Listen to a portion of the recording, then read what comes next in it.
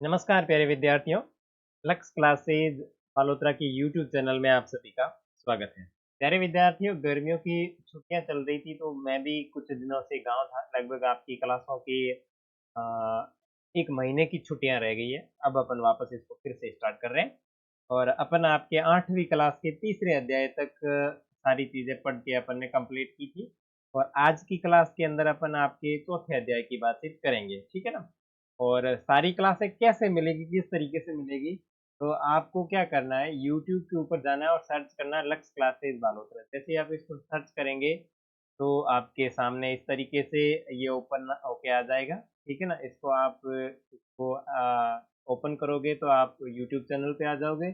फिर आपको प्लेलिस्ट पे आना है और जिस भी क्लास से आप संबंधित हैं, चाहे 8th क्लास, चाहे आपका भाई बहन कोई 6th में पढ़ता हो, 7th में पढ़ता हो। जैसे अभी अपन बात करें आपके 8th क्लास की, आपकी भूगोल जो संसाधन है विकास वाली जो पुस्तक है वो पढ़ रहे हैं, तो इसके ऊपर जैसे आप क्लिक करोगे तो आपके सामने ये सारे वीडियो खुल जाएंगे, जैसे 1 2 3 4 करके। तो ये आपके क्रमानुसार है, आप ऐसे लगातार इसको देखेंगे तो आपकी सारी चीजें कंप्लीट हो जाएंगी, ठीक है ना। तो चलो अपन अभी आगे का अध्याय है वो शुरू कर लेते हैं। चलो, आपका जो अध्याय है उसका नाम है कृषि, ठीक है ना। पीछे वाले जो अध्याय थे उसके अंदर अपन ने आपके खनिज और शक्ति संसाधन से संबंधित जानकारी प्राप्त की थी। इस पे अंदर अपन प्राप्त करेंगे जो जानकारी है वो आपकी कृषि से संबंधित जानकारी प्राप्त करेंगे। तो मैं इसको जूम कर लेता हूँ, आप भी अपनी पुस्तक को ओपन करके बैठ जाइए, ठीक है। ओके।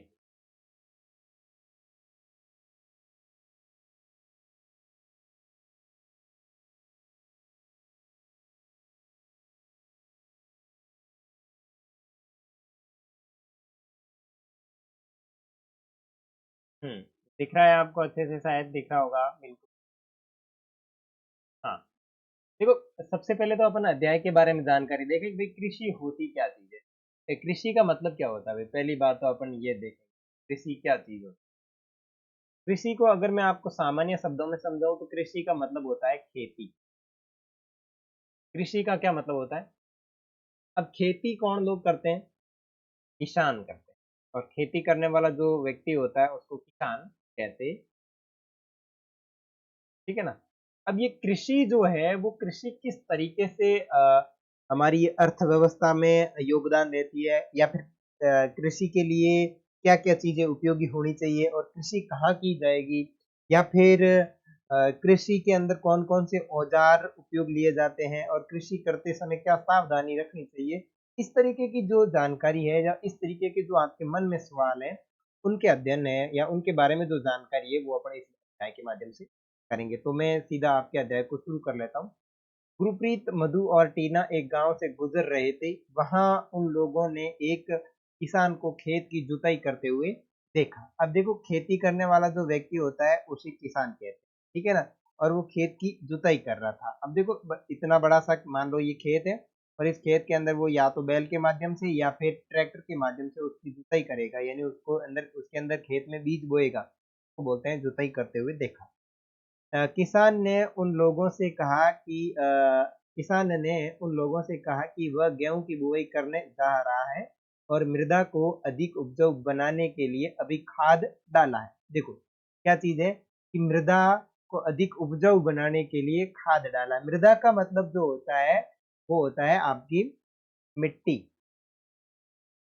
मृदा का मतलब होता है मिट्टी, और उस मिट्टी को अधिक उपजाऊ, उपजाऊ मतलब ऐसा उसके अंदर खाद बीज डालना जिससे अनाज है वो अधिक मात्रा में उत्पन्न हो, उसको बोलते हैं उपजाऊ, ठीक है ना। उसने बच्चों से कहा कि गेहूं मंडी में अच्छी कीमत पर बिकेगा, जहां से उसे आटे में परिवर्तित करके कारखानों में डबल रोटी और बिस्कुट बनाने के लिए ले जाया जाएगा, ठीक है। तो ये देखो, एक तरीके के आगे की जानकारी बता रहा है कि भाई ये गेहूं है, इससे क्या चीज बनती है। तो देखो क्या चीज बताइए कि डबल रोटी और बिस्किट बनाने के लिए इसको आगे ले जाया जाएगा। देखिए किस तरीके से किसान एक फसल को अपने खेत में उगाता है, और उगाने के बाद में वो फसल किस तरीके से अन्य जो पदार्थ है उनके अंदर कच्चे माल के रूप में उपयोग ली जाती है। जैसे मैं आपकी बिस्किट की बात करूं तो बिस्किट के अंदर कच्चे माल के रूप में किसका उपयोग किया जा रहा है, तो आपका उपयोग किया जा रहा है गेहूं का, ठीक है ना। इस तरीके से आगे बढ़ते हैं। पौधों से परिष्कृत उत्पाद तक के रूपांतरण में 3 प्रकार की आर्थिक क्रियाएं सम्मिलित हैं। ये प्राथमिक, द्वितीयक और तृतीयक क्रियाएं सम्मिलित। देखो इस चीज को आप थोड़ा आराम से समझो। पौधों से परिष्कृत उत्पादन तक के रूपांतरण में 3 प्रकार की आर्थिक क्रियाएं शामिल है। 3 प्रकार की आर्थिक क्रियाएं शामिल है। किस तरीके 3 प्रकार की आर्थिक क्रियाएं सम्मिलित हैं?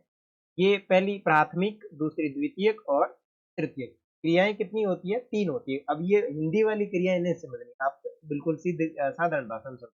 जो पेड़ पौधे होते हैं, उन पेड़ पौधों से उनके मूल रूप से उनको अलग करके उसको नया रूप देना। जैसे आपका गेहूं है, गेहूं से कौन कौन चीजें बनती है? तो आपकी रोटी बन गई, रोटी के अलावा आपकी डबल रोटी बन गई, उसके बाद में बिस्किट बन गया।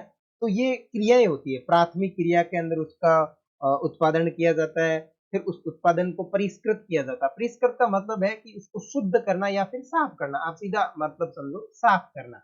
अब आपने चाहे गेहूं देखा हो, चाहे बाजरा देखा हो, चाहे चावल देखे हो, खेत में जैसे उगे होते हैं, क्या उनको वैसा का वैसा उपयोग में लिया जाता है क्या? नहीं ना, उसकी थ्रेशिंग की जाती है। थ्रेशिंग करने के बाद में उसको आगे मंडी में भेजा जाता है, और मंडी में किसान बेच के आने के बाद में जो मंडी वाला व्यक्ति खरीदता है उसको आगे कारखानों में भेज देता है, और कारखानों के अंदर उससे नई नई चीजें बन जाती है। तो पौधों से जो अपने को चीजें प्राप्त होती है उसको 3 प्रकार की आर्थिक क्रियाओं के माध्यम से आगे उसको परिष्कृत कर उत्पादित किया जाता है। कौन कौन सी क्रियाएं? प्राथमिक, द्वितीयक और तृतीयक क्रियाएं। ठीक है। प्राथमिक क्रियाओं के अंतर्गत उन सभी क्रियाओं को शामिल किया जाता है जिनका संबंध प्राकृतिक संसाधनों के उत्पादन और निष्कर्षण से है। अब देखो, अब आपको यहां समझना है कि प्राथमिक क्रिया क्या होती है। क्या चीज समझनी है? प्राथमिक क्रिया के अंतर्गत उन सभी क्रियाओं को सम्मिलित किया जाता है जिसका संबंध प्राकृतिक संसाधनों के उत्पादन और निष्कर्षण से है। अब यहाँ पे आपको ये चीज समझनी कि भाई जो प्राथमिक संसाधन है, प्राथमिक संसाधन का मतलब क्या है?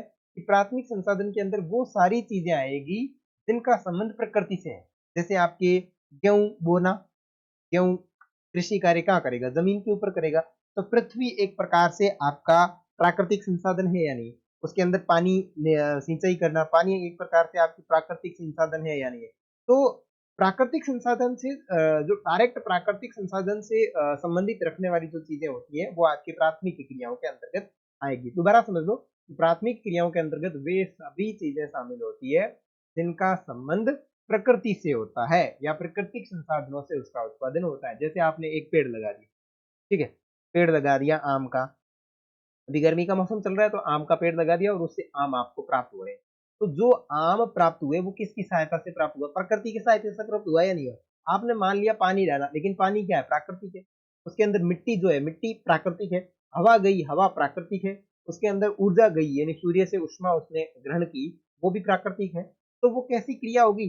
प्राथमिक क्रिया होगी। ठीक है ना, आपको समझ में आ गया? जैसे देखो, कृषि कार्य करना आपका प्राथमिक क्षेत्र के अंतर्गत आता है। मत्स्य यानी मछली पालन करना और संग्रहण इनके अच्छे उदाहरण हैं।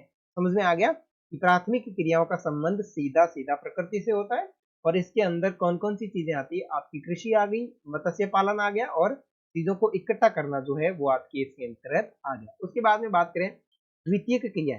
द्वितीयक क्रिया क्या है? इन संसाधनों के प्रसंस्करण, प्रसंस्करण का मतलब है शुद्ध रूप से संबंधित है। इस्पात विनिर्माण, डबल रोटी पकाना और कपड़ा बुनना इन क्रियाओं के उदाहरण हैं। और द्वितीयक क्रियाओं के अंतर्गत वो सारी चीजें आती है जो कारखानों से संबंधित होती है। ठीक है ना, कारखानों से क्या होती है? संबंधित होती है। जैसे आपने गेहूं उगा दिया, गेहूं उगा दिया, ये आपकी कृषि कार्य हुआ, तो ये तो प्राथमिक क्षेत्र हो गया। और इसी गेहूं को आपने बेचा कारखानों के अंदर। कारखानों के अंदर बेचा तो कारखाना वाले उसके संस्करण करेंगे यानी प्रसंस्करण करेंगे, उसको शुद्ध करेंगे और उसके अंदर से कोई चीजें निकालेंगे। भाई जो उसकी जो ऊपर की खोखली है वो अलग रखनी है, उसका अंदर का जो प्रोडक्ट है वो प्रोटीन जो है उससे अपने को डबल रोटी बनानी है, या आपको उनको जो भी चीजें बनानी है, बिस्किट बनाना है वगैरह वगैरह। ठीक है, तो ये जो चीजें हो जाएगी आपके द्वितीयक क्रियाओं के अंतर्गत। और द्वितीयक क्रियाओं के अंतर्गत कौन कौन सी चीजें आती है? विनिर्माण से संबंधित, डबल रोटी पकाना, कपड़ा बुनना, ये सारी चीजें इसके अंतर्गत आती है। उसके बाद में बात करें तृतीयक क्रियाओं की, तो तृतीयक क्रियाएं प्राथमिक और द्वितीयक क्षेत्र को सेवा कार्यों द्वारा सहयोग प्रदान करती है। यातायात, व्यापार, बैंकिंग, बीमा और विज्ञापन तृतीयक क्षेत्र के अंतर्गत आते हैं। देखो, अब यहाँ आपको देखना है तृतीयक क्रियाएं। तृतीयक क्रियाओं का मतलब क्या हुआ भाई? प्राथमिक क्षेत्र और द्वितीयक क्षेत्र, इन दोनों क्षेत्रों के अंदर जो अपने को सुविधाएं प्रदान करता हो, ठीक है ना? इन दोनों क्षेत्रों के अंदर जो अपने को सुविधा प्रदान करता है, वो क्या चीज है? वो आपकी है तृतीयक क्षेत्र, ठीक है ना? वो अपना तृतीयक क्षेत्र माना जाता है। वो अपना क्या माना जाता है? वो अपना माना जाता है तृतीयक क्षेत्र, ठीक है। उसके बाद में देखो,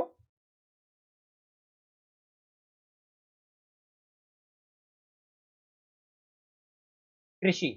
तो आपको तीनों क्रियाएं समझ में आ गई। प्राथमिक क्रिया के अंतर्गत डायरेक्ट चीजें प्रकृति से संबंधित होती है, उसके बाद में द्वितीय क्षेत्र के अंतर्गत आपकी चीजें कारखानों से संबंधित होती है, और तृतीय क्षेत्र के अंतर्गत उनमें काम करने वाले जो लोग हैं या सेवा देने वाले लोग हैं, जैसे आपके यातायात के साधन, आने जाने के साधन हो गए, व्यापार हो गया, बैंकिंग सुविधा हो गई, बीमा और विज्ञापन, ये जो एडवर्टाइजमेंट होती है ना, ये सारी चीजें इसके अंतर्गत आएगी। तो तृतीय क्षेत्र क्या होता है, द्वितीय क्षेत्र क्या होता है, और प्राथमिक क्षेत्र या प्राथमिक क्रियाएं क्या होती है, ये आपको ध्यान रखनी है।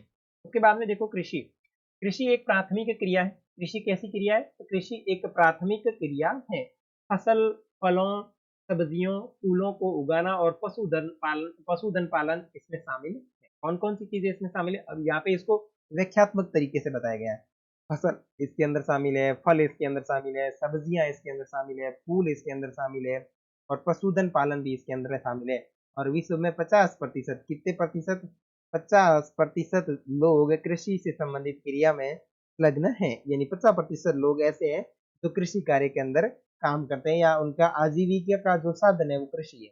भारत की 2/3 जनसंख्या अब तक की कृषि पर निर्भर है, और भारत की जो है 2/3 जनसंख्या जो है वो आपकी लगभग कृषि के ऊपर निर्भर है। अनुकूल स्थलाकृति मृदा और जलवायु कृषि क्रियाकलाप के लिए अनिवार्य है। देखो, अनुकूल स्थलाकृति यानी स्थलाकृति का मतलब ये है कि बनावट, धरती की बनावट जो है वो अनुकूल होनी चाहिए भाई, उबड़ खाबड़ वाली नहीं होनी चाहिए, या पत्थर नहीं होने चाहिए, या बिल्कुल एकदम तिरछी नहीं होनी चाहिए। तो इस तरीके की जमीन होगी तो आपको कृषि कार्य करने में दिक्कत होगी। जैसे आपके गाँव में देख लो, धोरे वाली जमीन है जहाँ दुम्बा है, दुम्बे के ऊपर आपका ट्रैक्टर ना ही तो चढ़ेगा, ना आप कृषि कार्य वहां पे कर पाओगे, और ना ही वहां से आप निदान कर सकते हो, और ना ही वहां से आप ऐसे ढलान में खड़े होके उसको काट सकते हो, वो चीज है, ठीक है। उसके बाद में मृदा। मृदा का मतलब होता है मिट्टी बहुत अच्छी होनी चाहिए। जलवायु, जलवायु का मतलब है कि वहाँ का मौसम कैसा, आप जलवायु को डायरेक्ट समझो, आपका मौसम, अगर ज्यादा गर्मी है तो आपकी वहाँ पे चीजें अच्छी तरीके से नहीं होगी, ठीक है, चीजें अच्छी तरीके से उत्पादित नहीं होगी। और अधिक ठंड है तो वो भी प्रभावी करेगी। तो दोनों चीजें जलवायु में ठंडी और गर्माहट जो है वो बिल्कुल अनुकूल होनी चाहिए, क्रियाकलाप के लिए अनिवार्य है। तो यहाँ समझ में आ गया होगा कि कृषि कार्य के लिए अनिवार्य क्या क्या है। जलवायु अच्छी होनी चाहिए, मृदा अच्छी होनी चाहिए, और स्थलाकृति उसके अनुकूल होनी चाहिए। जिस भूमि पर फसलें उगाई जाती है कृषिगत भूमि कहलाती है, और जिस भूमि पर ऊपर कृषि कार्य किया जाता है उसको बोला जाता है कृषिगत भूमि। आप मानचित्र में देख सकते हैं कि कृषि क्रियाकलाप विश्व के उन्हीं प्रदेशों में केंद्रित है जहां फसल उगाने के लिए उपयुक्त कारक विद्यमान है। और अभी अपन एक मानचित्र देखेंगे, उसके अंदर अपन ये देखेंगे कि कृषि वहीं की जाती है जहाँ पे कृषि करने के लिए अनुकूल भूमि हो। आपने देखा होगा कि सभी जगह कृषि कार्य नहीं किया जाता है, और कृषि कार्य वहीं किया जाता है जहाँ पे कृषि करने के जो अनुकूल कारक पाए जाते हैं, वहीं पे ही कृषि कार्य किया जाता है। इधर आपके एक शब्दार्थ दे रखा है, देख लेते हैं। एग्रीकल्चर। अब देखो, कृषि जो शब्द है इसको कहा जाता है एग्रीकल्चर, और इस एग्रीकल्चर शब्द की उत्पत्ति जो है वो लैटिन भाषा के एगर या एग्री से हुई है, जिसका अर्थ होता है मृदा, और कल्चर शब्द का अर्थ होता है कृषि करने से, ठीक है ना। देखो, एग्री का मतलब क्या होता है? एग्री का मतलब मृदा, और जो कल्चर है इसका मतलब होता है कृषि करने से हुई है। और कौन सी भाषा का शब्द है? तो लेटिन भाषा का शब्द है, ठीक है। नेक्स्ट आगे बढ़ते हैं, नेक्स्ट पेज पे। ओके, ये आपके मानचित्र दिया हुआ है, और इस मानचित्र के अंतर्गत कौन कौन सी चीजें बताई गई है वो देख लेते हैं। देखो, हम्म, आर्कटिक महासागर दिया हुआ है। ये आपको मैं चीजें बता चुका हूँ 6th क्लास में और 7th क्लास में। उत्तरी महासागर, हिंद महासागर, और ये जो क्षेत्र दिए हुए हैं ये ग्रीन ग्रीन वाले, देखो यहाँ पे ये संकेत दे रखा है, ये यहाँ पे संकेत दे रखा है इसने, और संकेत के अंदर ये बताया हुआ कि यहाँ पे कृषि कार्य हो रहा है, बाकी जगह कृषि कार्य नहीं हो रहा है। जैसे अपने भारत में बात करें तो ये रहा अपना भारत। भारत में देखो यहाँ ये राजस्थान वाला इलाका, गुजरात, फिर ये इधर नीचे, और इधर कृषि कार्य नहीं हो रहा है क्योंकि यहाँ पे अपना क्या है, हिमालय है। हिमालय वाले भाग में कृषि कार्य नहीं हो रहा। ठीक है। कृषि भूमि का विश्व में वितरण आपने अच्छी तरीके से देख लिया। क्या आप जानते हैं, देखो अभी जो कल्चर शब्द है इसके पीछे कौन कौन से शब्द जोड़कर अपन और भी बना सकते हैं। जैसे एग्रीकल्चर, अपन ने देखा कि लैटिन भाषा के एग्री तथा कल्चर से इसकी उत्पत्ति हुई है, जिसका अर्थ होता है मिट्टी और कृषि। ठीक है। तो इसी प्रकार और कैसे कैसे शब्द बने हुए हैं उनकी भी जानकारी इसके अंदर देखते हैं। चलो देखो, एग्री कल्चर मृदा की जुताई, फसलों को उगाना और पशुपालन का विज्ञान एवं कला है, इसे खेती भी कहते हैं। एग्रीकल्चर का मतलब होता है कृषि। उसके बाद में है आपका सेरीकल्चर। सेरीकल्चर का मतलब होता है रेशम उत्पादन। रेशम के कीटों का वाणिज्यिक पालन करना, यह कृषि की आय में पूरक हो सकता है। देखो, रेशम उत्पादन जो होता है उसको अंग्रेजी में कहते हैं सेरीकल्चर। उसके बाद में है पीसी कल्चर। पीसी कल्चर का मतलब होता है मत्स्य पालन। विशेष रूप से निर्मित तालाबों और पोखरों में मत्स्य पालन का उत्पादन किया जाता है, इसलिए इसको बोलता है मत्स्य पालन, या फिर अंग्रेजी में पीसी कल्चर। ठीक है। उसके बाद में है वीटी कल्चर। द्राक्षा कृषि यानी अंगूरों की जो खेती होती है उसको बोला जाता है वीटी कल्चर। उसके बाद में है हॉर्टिकल्चर। हॉर्टिकल्चर का मतलब होता है उद्यान कृषि, यानी वह कृषि जिसके अंदर फल फूल सब्जियों तथा फलों का उत्पादन किया जाता है उसे कहते हैं हॉर्टिकल्चर। तो आपको एग्रीकल्चर, शेरीकल्चर, पीसीकल्चर, विटीकल्चर और हॉर्टिकल्चर आपको याद होने चाहिए। कौन कौन से किससे संबंधित है?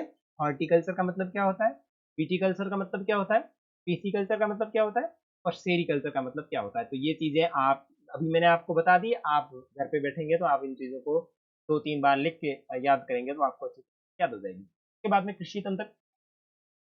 कृषि या खेती को एक तंत्र के रूप में देखा जा सकता है। इसके महत्वपूर्ण निवेश, बीज, उर्वरक, मशीनरी और श्रमिक है। ठीक है। इसके महत्वपूर्ण क्या निवेश क्या क्या है, इसके निवेश बीज है, उर्वरक है, मशीनरी और श्रमिक है, जुताई बुआई। देखो, कृषि एक प्रकार से तंत्र है। तंत्र का मतलब होता है जाल। कृषि एक तंत्र, एक तरीके से जाल की तरफ कार्य करती है। इसके अंदर क्या क्या चीजें इंपॉर्टेंट है, तो बीज, उर्वरक, मशीनरी, श्रमिक और जुताई, ये सारी चीजें इसके अंतर्गत इंपॉर्टेंट है। देखो देखो कृषि भूमि की कृषि पद्धति देखो, सबसे पहले क्या करता है किसान, निवेश क्या क्या चीजें, मशीनरी होनी चाहिए, बीज होना चाहिए, रसायन होना चाहिए, जुताई बुआई और छिड़काव के लिए उसके पास में होनी चाहिए, फिर जाके फसल का उत्पादन किया जाता है। ये तो हो गए कृषि भूमि की कृषि पद्धति की। और भौतिक और मानवीय कृषि निवेश क्या क्या चीज है, तो मानवीय निवेश के अंदर तो देखो सूर्य का प्रकाश, वर्षा, तापमान, मृदा और ढाल, ये चीजें आ गई। उसके बाद में भंडारण होना चाहिए, श्रम होना चाहिए, अच्छे से मशीनरी होनी चाहिए, रसायन चीज होनी, ये सारी की सारी चीजें हैं वो एक प्रकार से कृषि के लिए भौतिक एवं मानवीय कृषि निवेश है। आगे सिंचाई, निराई और कटाई इसकी कुछ संक्रियाएं हैं। इस तंत्र के निर्गतों के अंतर्गत फसल, ऊन, डेयरी और कुक्कुट उत्पादन आते हैं। अब आगे अपन बात करेंगे कृषि के प्रकार, जो अपन करेंगे नेक्स्ट क्लास के अंदर। मिलेंगे नेक्स्ट क्लास में, तब तक के लिए जय हिंद। और आपके जो भी विद्यार्थी भाई बहन जो 8th क्लास के अंदर पढ़ रहे हैं उन सभी को इसका लिंक शेयर जरूर करें। और अगर आप इस चैनल के ऊपर नए हैं तो इसको सब्सक्राइब करके